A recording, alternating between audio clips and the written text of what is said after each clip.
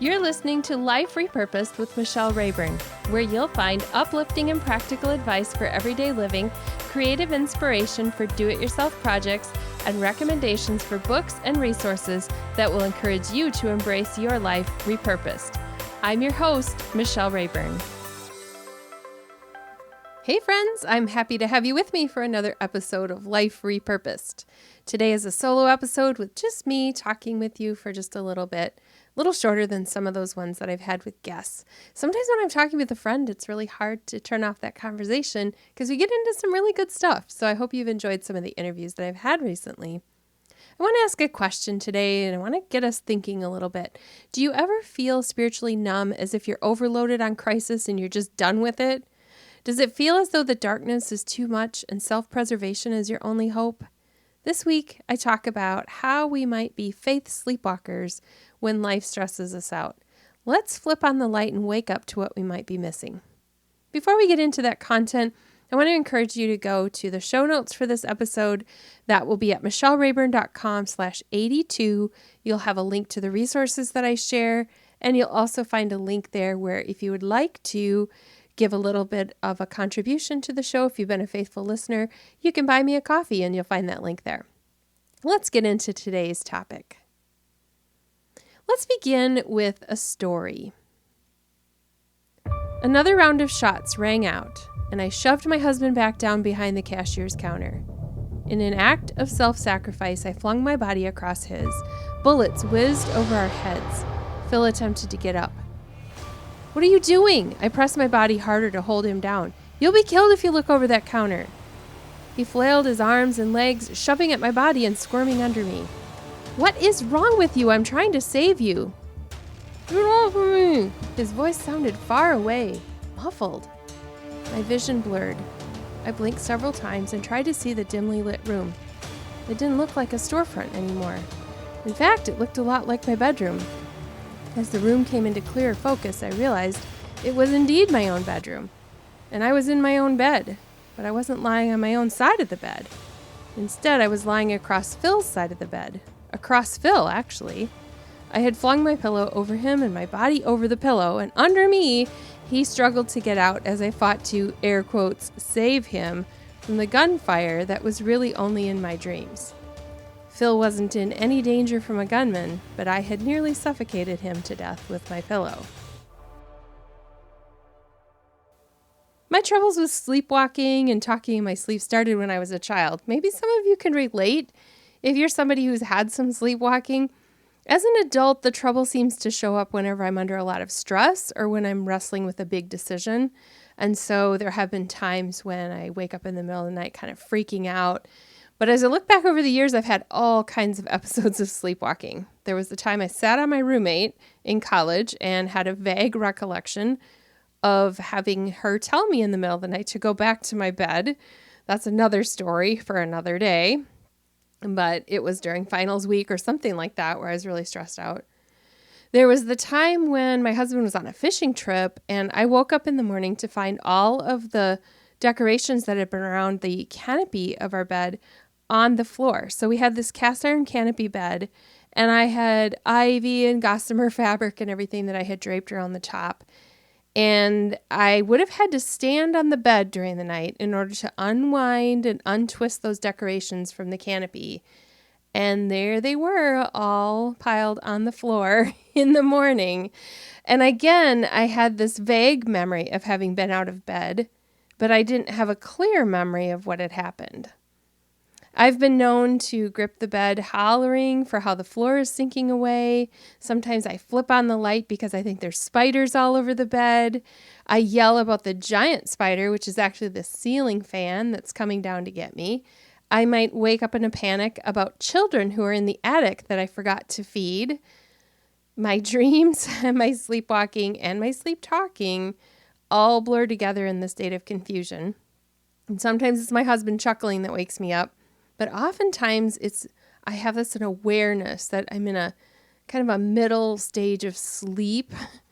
And I know that if I can just turn on a light, I'll wake up and everything will feel all right. So sometimes I grope around and I try to find the light, and I know if I just go out in the hallway and walk to the bathroom and turn on that light that I'll be able to see. So I really am psychologically stable, I promise. And this is not a regular occurrence. This is only when I'm under a lot of stress. But I have a question for you. Have you ever had a similar hazy feeling? Not really in the sense of actual sleepwalking, although you may be a kindred sleepwalker, but I'm thinking more in the spiritual sense. Have you ever felt as though you were groping in confusion, hoping someone would turn on a light? That reaching around and feeling that panic of, I just have to get the light on? There's a lot of stress going on in the world around us, and sometimes our response is to sleepwalk. Like we do it on purpose almost, but we're not doing it on purpose. It's just that the stress is so overwhelming that when we close our eyes to it, it's easier. It's easier to numb. We might go to church and maybe a small group. We might pray. We might read the Bible. We might read Christian books, but there's this blah feeling about our faith. Or perhaps we're confused because we might feel betrayed by what's happening in some Christian circles. When we don't know how to respond, we're emotionless, and that's a lot like sleepwalking. We start to lose our enthusiasm. Sometimes we're indifferent to sermons. Other people are passionate for God, and they hear this great sermon. They're so excited about it, and then we wonder, why do I feel so numb about that? I've used the word numb a few times, but that really is that feeling of not being able to process the emotions. Sometimes it's when the everyday stuff consumes us, it zaps our spiritual and our physical energy, and we become spiritually narcoleptic. It's like we doze off without noticing exactly when it was that God faded into the background or our conscience dimmed. I've had some sleepwalking seasons spiritually. I've gone through a few of them. I talk about that in chapter 14 of the Repurposed and Upcycle Life book, and I'll be mentioning that in the resources at the end if you want to read the rest of my sleepwalking story and more adventures like about when I sat on my roommate. But I really want to talk today about where we're currently at in life and how we might be experiencing sleepwalking and what we can do. So let's talk about a solution. I said we were going to talk about a solution, but there isn't really a magic formula for reawakening faith or waking up from sleepwalking fully. There aren't 5 or 10 or 8 steps that I can give you because for every one of us, it's going to be different. But there is a common factor, and that's that it makes a conscious choice. It's just like when I feel that sense that I have to turn on the light because it will wake me up and I'll stop sleepwalking. It's like there's this common thing that we have to make a choice to wake up. Sometimes our choice comes on the heels of a wake-up call that God gives to us. We've been through a pretty big wake-up call in the last year, and what happens is sometimes it tries to wake us up and we just want to keep going back to sleep because we don't want to deal with it. But wake-up calls can come in many forms. It could be a health crisis, it could be family stress, a work situation, some kind of loss, years like 2020 and COVID-19. There are those kinds of wake-up calls that are shouting kind that say, hey, pay attention. But then sometimes there's a more gentle wake-up call that comes. It's like a whisper and the tender shake of a shoulder that you do to somebody who's having a bad dream. It could be a sermon, it could be a speaker at a conference, it could be a book that gets us thinking. It could be anything that makes us notice that God is still there. It might be that we notice something in a new way, like we've paid attention to details and we've been going along with life, and all of a sudden our eyes are open to something brand new. Sometimes it's a song that wakes me up. It could be the gentle counsel of a friend that opens my eyes. It's like that light turning on in the darkness, and I'm suddenly aware of the shadows that were there before and how the light has brought everything to view. I can sometimes see that God was there all along when I couldn't see him in those shadows. When I'm sleepwalking or dreaming, I often have that sense that I just need to turn on the light. And that's how it is spiritually for us too. It's that sense that I just need to turn on the light. We have to be deliberate about waking up. We have to choose to listen when God sends a wake-up call. And we need to turn on the light and look around us. Now, this looks so different for so many people. For some, it's walking through a series of events that has happened to us, and we need to process that. For some people, it's walking through doubt and wondering where God is. For others, it might be that we suddenly discover that we have totally misplaced our passion and that we've been running after something similar to something I've shared in an episode where I talked about having been a Pharisee and pursuing God all out and then realizing that I'm actually missing out on the love and the grace that he has for us. And so there's so many different ways that a wake-up call could happen. I want to ask a few questions here about turning on the light, and you can see if you find yourself in any of them. Do I have a sense I really don't care about anything faith-related? Am I sleepwalking where I should be awake?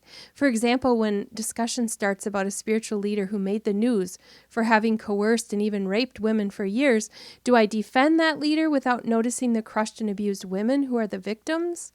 Where is my perspective? Have I always gone in one direction and now God is reawakening my eyes and showing me the hurt and the struggling and the victims? Have I accepted and justified behaviors that contradict what Jesus asked of us in his messages in Scripture? Maybe I've been just going along and haven't even noticed how off track I was. Would I rather pretend there is no problem when I should be ready to confront my own shortcomings? If someone points them out, am I annoyed? Or does that feel like turning on the light? Is my heart broken for what would break the heart of Jesus? Or is apathy easier? None of these questions is meant to sound harsh. They are all self-reflective questions to assess our mindset. So I encourage you to write your own questions and do an evaluation of where you are, because only you know what's been asleep for a long time in you. I encourage you to ask the Holy Spirit to tap you on the shoulder when you almost miss a light switch moment. I think that's what happens. It's like there's this opportunity to wake up and do something different, to take a new course of action, and oftentimes we just miss it. And so we could ask the Holy Spirit to make us more aware of opportunities when we can wake up. So this week I'm challenging all of us to sound a wake-up call to our own faith, to turn on the light of Jesus, to open our eyes, to look at the people around us and see, where have I been missing ministry opportunities? To open our own eyes and see, where have I become apathetic? Where have I drifted off in a way that has led me away from a strong and solid faith? What am I trying to ignore and wish away instead of confronting head on?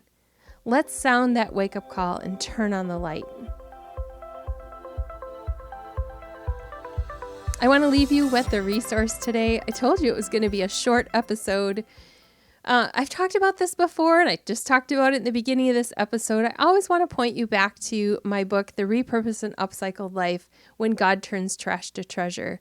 This is our journey of turning things around in a way that we can glorify God. And so the idea of waking up is perfectly fit to that. It's a chapter right from that book.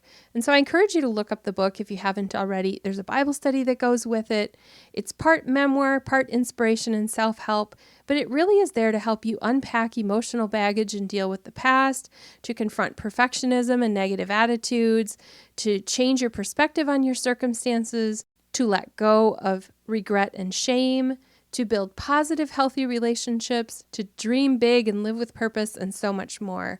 And so I'll give you examples from everyday life in that book, and then give you some practical tips and takeaways that you can use to discover the hope-rich way of viewing your past, present, and future. You'll find a link in the show notes at michellerayburn.com/82, and you'll be able to get the book, the Bible study, and also to sign up for a free sample chapter of those two. So you can get a printable version that you can try out and see if it's something that your small group might want to do. As we move into the rest of our week, and as we think ahead of what's going on, thinking even ahead to Easter coming, as we're thinking about this episode when it releases, let's look for a perspective that's focused on living like Jesus. It's going to be hard. There's going to be days where it might be hard on my pride for me to have to turn around and to look for a different perspective. I screw up all the time. That's just everyday life.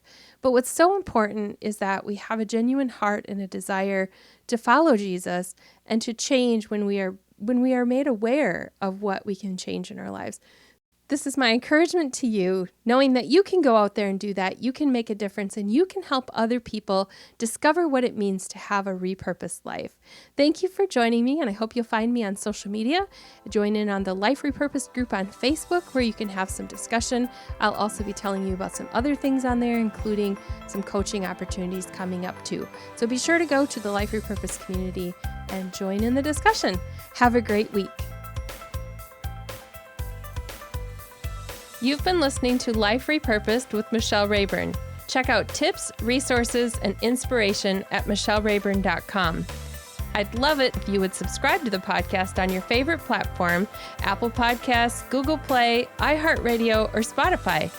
I'd also love it if you would like, review, and share the information about this podcast with your friends. Thank you so much for listening.